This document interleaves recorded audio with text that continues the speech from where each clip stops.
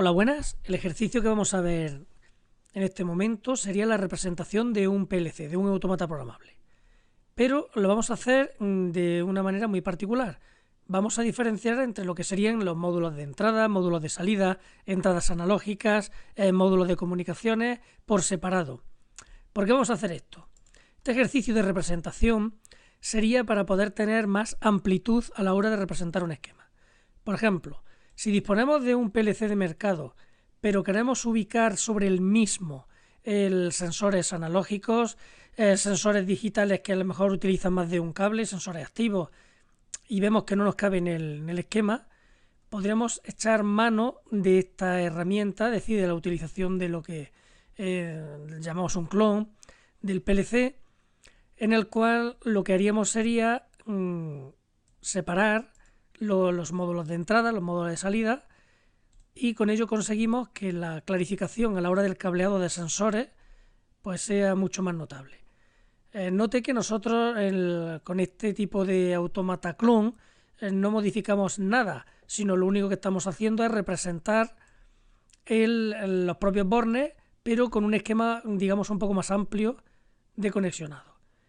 En este caso note que en lo que serían las salidas digitales se ve claramente donde podríamos indicar el nombre de la variable, la indicación del borne de la variable con la Q, lo que sería el cableado de los actuadores, etc.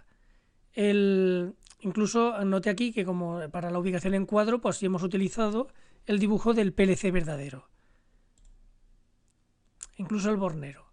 Si utilizamos otro ejemplo, vamos a ver este.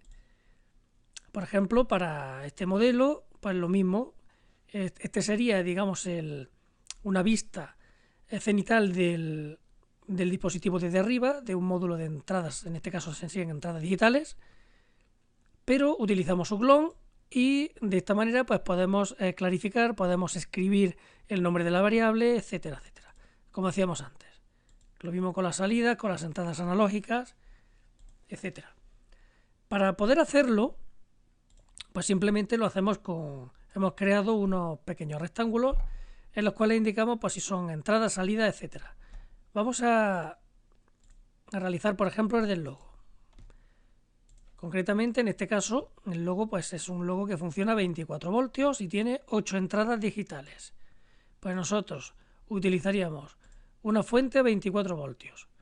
Estamos utilizando un programa de diseño gráfico, pero en el mercado pues existen diversos programas como este. Módulo de entradas, digamos en este caso módulo de alimentación, 24 voltios. Y luego tendría módulos de entradas digitales. Lo ubicamos. Luego, ¿qué podemos indicar más? Módulo de comunicaciones, módulo de tierra y lo que serían los módulos de salida. En este caso note que son salidas individuales, es decir, serían relés individuales. Por lo tanto, cogemos el módulo de comunicaciones, lo ubicamos,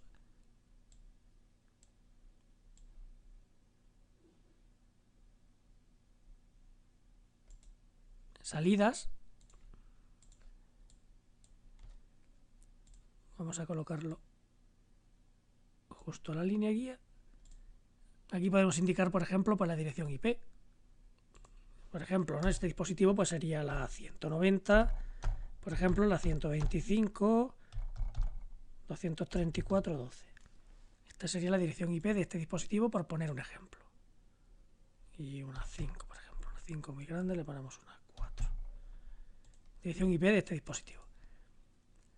Luego, un borne de tierra también lo incorpora, pues utilizamos el borne de tierra y se lo colocamos. Sacamos una línea guía de ajuste y finalmente, si consideramos que estos son los elementos que tiene el PLC, pues finalizamos. Ponemos un grosor que se note. ¿Y qué conseguimos con ello? Esto sería un PLC clon de este. En En este hueco pues podremos representar quizás si hiciera falta que incorpora una tarjeta de memoria, que incorpora un teclado, etcétera. Y en este hueco pues podemos escribir, por ejemplo, la referencia de este dispositivo. ¿Qué conseguimos con ello?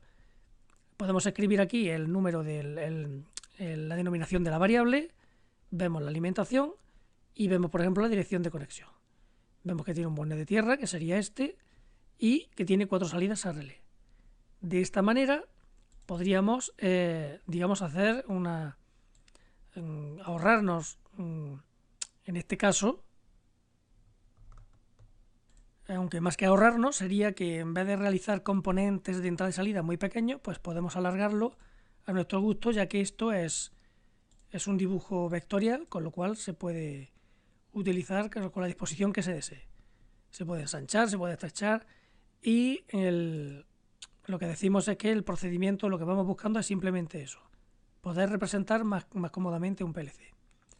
Si en el caso de que queramos hacerlo con un PLC que tenga pues más entradas y más salidas, por ejemplo, cogemos este modelo. Note que este modelo empieza con 2 contactos cerrados, pues cogeríamos y, por ejemplo, pues si no disponemos de un contacto cerrado, pues cogeremos módulos neutros y le ponemos un par de ellos, luego ya le indicaríamos aquí que es un contacto cerrado. A continuación tendría, vamos a pegarlo, indicaríamos aquí luego con pues decimos esto es un NC, por ejemplo. Lo colocamos aquí, decimos que este formato con respecto a este, pues son NC. Y así seguiríamos. Después tendría un común para una serie de entradas digitales. Para 12 entradas digitales. Tendría el COM0, que sería común para las primeras 12 entradas, y luego existiría otro común para las siguientes 12. Pues nosotros cogemos aquí en este caso pues el borne que más nos convenga para el común. Concretamente pues utilizaríamos por ejemplo este, y una vez que lo tenemos pues simplemente cogemos y copiamos y pegamos pues todas las entradas que necesitemos hasta llegar a las 12, o si no es necesario hasta las que vayamos a utilizar. Y así seguiríamos hasta completar, como decimos, el módulo. Luego le cambiamos el valor, el tipo de entrada, y luego pues escribiríamos, por ejemplo, esta que es start, pues decimos que es start, el otro que es stop, y el otro, por ejemplo, pues el relé térmico.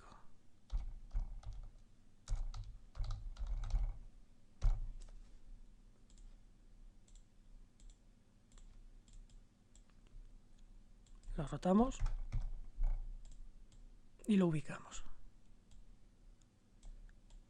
De esta manera ya sabemos que la entrada I00 se corresponde a la entrada del pulsador de start. Aquí arriba, por supuesto, habría que cablearlo, que esa es la idea de este tutorial. Luego vemos que en la parte de abajo la alimentación del PLC se produce con 24 voltios más un pequeño borne de tierra. Hacemos lo de antes, cogemos este y lo ubicamos en la tierra. Para decir que es un borne de entrada, pues sería conveniente, pues con una flechita, indicamos de que esta alimentación, en este caso, pues le cambiamos la orientación, decimos que es de entrada, que no es, por ejemplo, una fuente interna, que es la alimentación del PLC. Y a continuación, note que dispone de una salida de transistor, otra salida de transistor, y luego ya módulos conmutados de relé por grupos. Un grupo de 4, un grupo de 4, etcétera. Pues en el primer caso, pues un transistor, pues cogemos por aquí un transistor y lo ubicamos. A continuación otro transistor. Y luego ya empezamos con los grupos de relés.